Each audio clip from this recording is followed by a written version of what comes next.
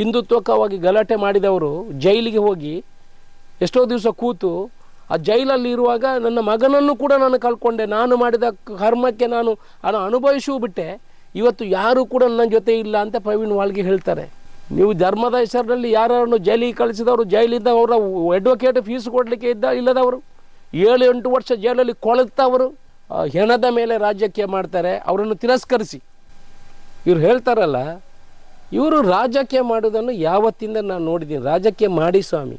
ಆ ಸಂಸದರು ಬಂದು ಇಲ್ಲಿ ಏನೇನು ಮಾತಾಡ್ತಾರೆ. ಕಾಂಗ್ರೆಸ್ ಸರ್ಕಾರ ಇವಾಗ ಇವ್ರದ್ದು ಟಾರ್ಗೆಟ್ ಇರೋದು ಒಂದೇ, ಈ ಪುತ್ತೂರು ದಕ್ಷಿಣ ಕನ್ನಡ SP ಮತ್ತು ಕಮಿಷನರು ಇಲ್ಲಿಂದ ಓಡಿಸಬೇಕು, ಅವರನ್ನು ಟ್ರಾನ್ಸ್ಫರ್ ಮಾಡಬೇಕು. ಇವರಿಗೆ ರಾಜಕೀಯ ಧರ್ಮದ ರಾಜಕೀಯ ಮಾಡಲಿಕ್ಕೆ ಆಗ್ತಾ ಇಲ್ಲ 3 ವರ್ಷದಿಂದ. ಇವರಿಗೆ ಯಾರ್ದು ಜೀವ ಸತ್ತಿಲ್ಲ 3 ವರ್ಷದಿಂದ. ಇದರಿಂದ ಇವರಿಗೆ ರಾಜಕೀಯ ಮಾಡ್ತಾ ಇಲ್ಲ. ಜನಗಳು ಈಗ ಅಭಿವೃದ್ಧಿ ಕಡೆಗೆ ಹೋಗುವಂಥದ್ದನ್ನು ಇವರಿಗೆ ನೋಡಲಿಕ್ಕೆ ಆಗೋದಿಲ್ಲ. ಅದಕ್ಕೆ ಯಾರ ತಾಯಿಯ ಹೊಟ್ಟೆಯಲ್ಲಿ ಉಂಡದ ಮಗು ಆ ಮನೆಗೆ ಹೋಗಿದ್ದ, ಹೆಣ್ಣು ಮಗಳ ಮನೆಗೆ ಹೋಗಿದ್ದೀನಿ, ಎಷ್ಟು ಕಷ್ಟ ಬಂದು ಕೃಷಿ ಮಾಡಿ ಜೀವನ ಮಾಡುವವರು, ಅವರ ಮಕ್ಕಳನ್ನು ಯಾಕೆ ನೀವು ಟಾರ್ಗೆಟ್ ಮಾಡಿಸ್ತೀರ ಈ ಸಮಾಜದಲ್ಲಿ? ಅವರು ಕೇಸ್ ಕೊಡ್ತಾರೆ, ಅವ್ರಿಗೆ ಅನ್ಯಾಯ ಆದರೆ ಕೇಸ್ ಕೊಡ್ತದೆ, ಈ ಸರ್ಕಾರ ನೋಡ್ತದೆ, ಅವರಿಗೆ ಖಂಡಿತ ಅನ್ಯಾಯ ಆಗಲಿಕ್ಕೆ ಬಿಡುವುದಿಲ್ಲ, ಯಾವತ್ತೂ ಬಿಡುವುದಿಲ್ಲ. ಪುತ್ತೂರಿನಲ್ಲಿ ಯಾವ ಜಾತಿ ಧರ್ಮವನ್ನು ನೋಡುವುದೇ ಇಲ್ಲ. ಯಾರಿಗೆ ನ್ಯಾಯ ಸಿಗಬೇಕು ಆ ನ್ಯಾಯದ ಪರವಾಗಿ ನಿಲ್ಲುವಂಥ ಕೆಲಸವನ್ನು ಮಾಡ್ತೇವೆ. ಯಾವ ಅಪೇಕ್ಷೆನೂ ಕೊಡಲ್ಲ, ರಾಜಕೀಯ ಅಪೇಕ್ಷೆನೂ ಕೂಡ ನಮಗಿಲ್ಲ. ನ್ಯಾಯದ ಕಡೆ ಒಂದೇ ಅಪೇಕ್ಷೆ ಇರುವಂಥದ್ದು. ನೀವು ಬಂದು ಅವರನ್ನು ಕಟ್ಟಿಕೊಳ್ಳೋದು ಇವರನ್ನು ಕಟ್ಟಿಕೊಳ್ಳೋದು ನೋಡಿ ಸ್ವಾಮಿ, ಆ ವಿಡಿಯೋಗಳನ್ನು ನೋಡಿ.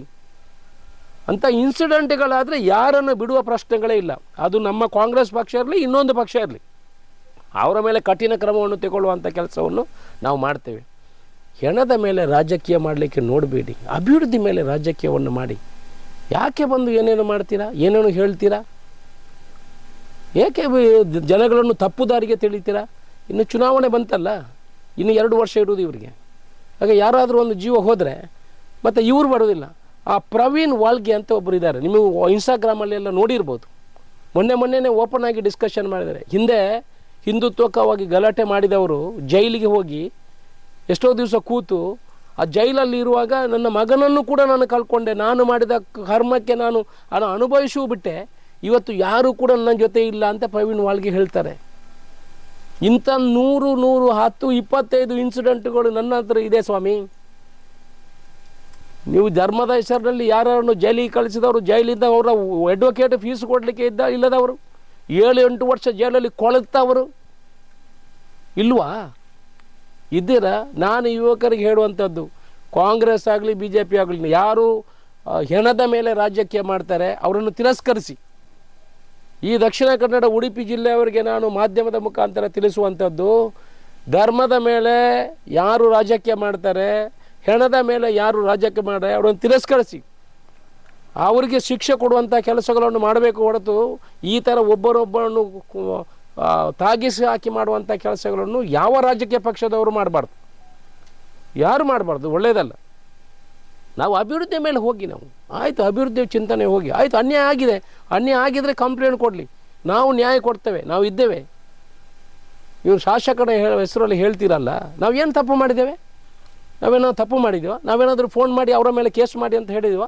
ಯಾರಾದರೂ ಎಲ್ಲಿ ನಿಮ್ಮ ಇಂಟೆಲಿಜೆನ್ಸ್ ಕೇಳಿ, ಆ ಮಾಲಿಂಗೇಶ್ವರನ ಹತ್ರ ಕೇಳಿ.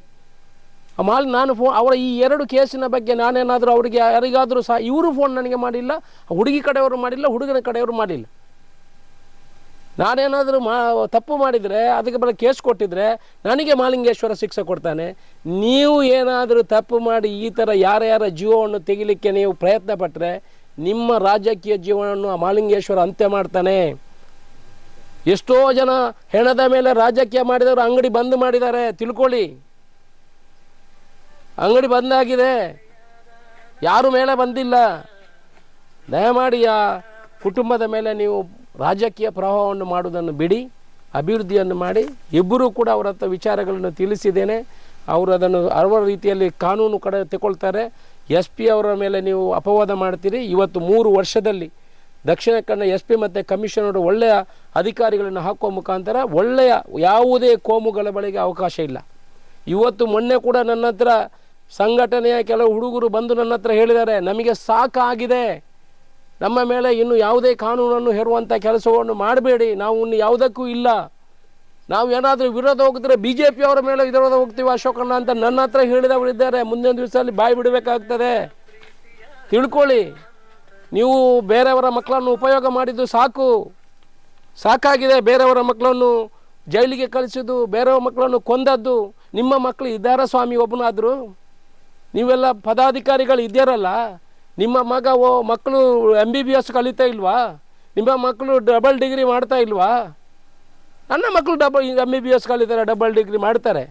ಆಗ ನಿಮ್ಮ ಮಕ್ಕಳನ್ನು ಗಲಾಟೆಗೆ ಕಳಿಸ್ತೀರಾ ನೀವು? ಏನು ಹೇಳ್ತಾರೆ ಅವರು? ನನ್ನ ಜೀವಮಾನವನ್ನು ಕಳ್ಕೊಂಡೆ, ಜೀವಮಾನ ಕೋರ್ಟಲ್ಲಿ ಹೋದೆ ಸಂಘಟನೆಗಾಗಿ ಇದೆಯಾ? ನಾನು 2 ಧರ್ಮದವರಿಗೆ ಹೇಳೋದು, ಎಲ್ಲ ಯುವಕರಿಗೆ ಹೇಳುವಂಥದ್ದು, ಈ ರಾಜಕೀಯದವರ ನನ್ನನ್ನು ಸೇರಿ ರಾಜಕೀಯದವರ ಇಂಥ ಏನು ವಿಚಾರಗಳಿದೆ ಇದಕ್ಕೆ ಉತ್ತೇಜನ ಕೊಡ್ತಾರೆ. ಇದನ್ನು ನೀವು ಕಿವಿಕೊಡಬೇಡಿ. ನೀವು ನಿಮ್ಮ ದಾರಿಯನ್ನು ನೋಡಿ, ನಿಮ್ಮ ಜೀವನವನ್ನು ನೋಡಿ.